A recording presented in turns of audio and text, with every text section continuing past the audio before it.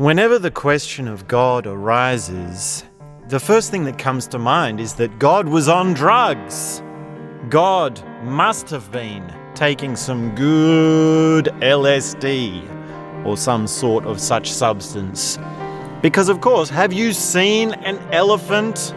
Have you seen a giraffe? Have you ever even watched an octopus, how it behaves, moves, dances? There is something absolutely psychedelic about this life that we find ourselves in. And we can even further ask, why should the question of God arise? Haven't we disproved God? Haven't we lived through this new atheist, rationalistic paradigm? Isn't this old news? God is dead, as we so often like to hear proclaimed? Well, not so fast, because this question of what exists really is a question of what God exists. And we can make any question as broad or as wide as we like. We can make any question as open as we like. And all questions, any line of questioning, eventually leads you to philosophy. Any question eventually leads to more and more questions, to the point of realizing that a question is something of a nature unto itself. It is something of a peculiarity. It is something of a phenomenon. What is a question? Why is it that someone would question? Now, the question of God would not arise if you're not concerned with questions. If you're concerned with money, with living on life, living on the situation that you find yourself in, pursuance, desire, gratification, any question of drive in any kind of direction really, then there is not a question of whether God exists or not, or what God is. And when it comes to a belief structure, we might say that a question of God is answered when the question is larger than you can imagine. When you were a child and the question of God arises, the priest, the adults, the parents, they give an answer, and because of your small mind, your small little childish ignorant brain, you cannot fathom such answers to such questions. You take it on, and that's a kind of conditioning. But this kind of conditioning, this kind of belief structure that is given to you as a child is very different to the belief structure that is taken on consciously. The belief structure that exists within you as something that you recognize as a mechanism that is smaller than the larger spectrum of human consciousness.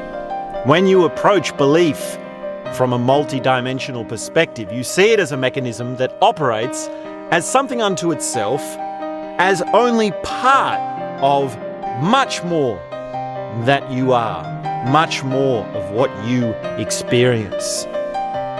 And it might be that we no longer have the adult parent giving you answers, but rather the preacher, the therapist, the motivational speaker. And this is someone who you take on as something that you can decide for yourself. There is a very different approach to taking on information that is given to you that you decide for yourself, rather than someone giving it to you as an impression, as a conditioning. That is the difference between multidimensional approach to belief and unconscious approach to belief. Now, we might say that the reason we have the therapist, the preacher, the motivational speaker is because we are disconnected from our own experience. We are disconnected from our own personal truth. If you could only know it for yourself, then you would know that your experience of God is as intimate and immediate to you as you yourself. The question of whether God exists is immediate and as close to you as whether you exist or not. And it is the same reasoning, the same inquiry, the same finding of answers as this process, as the two questions are perfectly related. You will find that if you ask, "What am I?"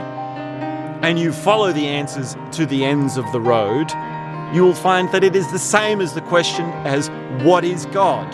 Who is God? What is God?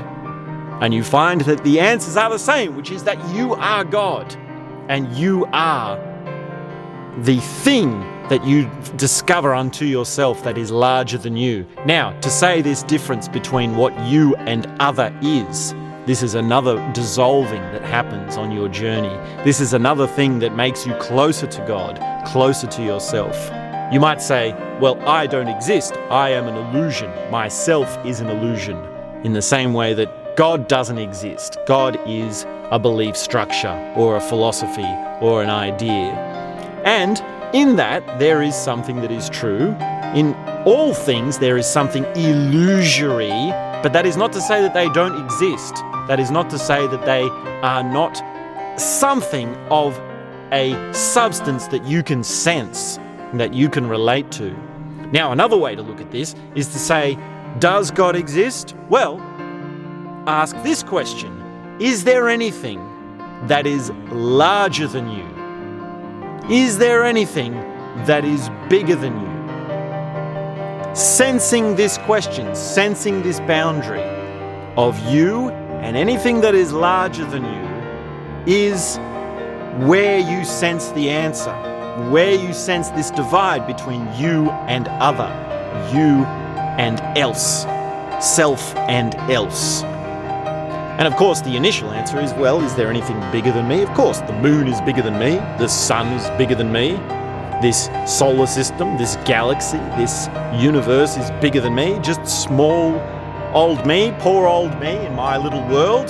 There's so much that is bigger than me. And you can say, well, that is God. That is what we say God is. God is all that which is not me. All that which is outside my small little world.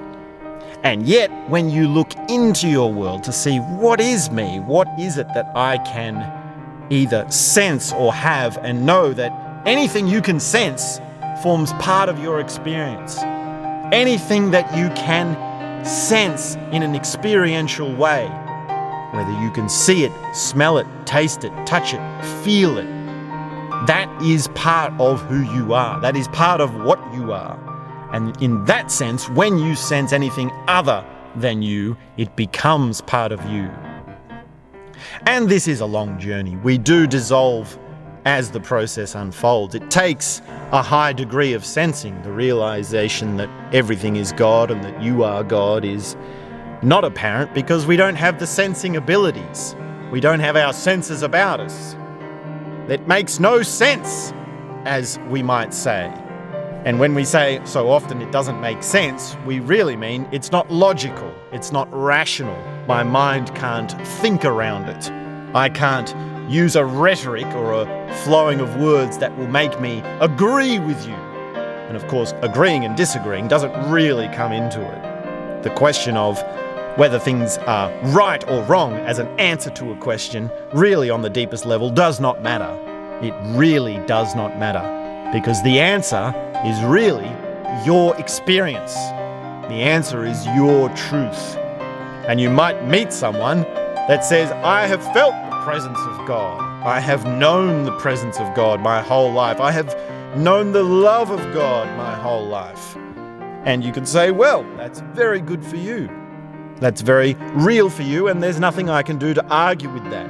Although I may have many arguments about what you say about that experience, what you have psychologically as words and stories and beliefs over that experience. So the experience is real, all while the psychology may be not quite as harmonious as we may want to think. There's something very real about having a question within you that expands outwards. And the question of God is something that will never arise unless you find yourself. Just as we saw in the Barbie movie. So many people missed the point of the Barbie movie. The central message of the Barbie movie, which is that if you want to know yourself, you must meet your maker. And the way you will meet your maker is not in any extravagant way. but in a tiny little room that is hidden, and you won't even know that it has occurred until much later. So the question of God is very much a question of who you are. And you are psychedelic. You are the universe. You are all that you can sense, experience, feel, and be.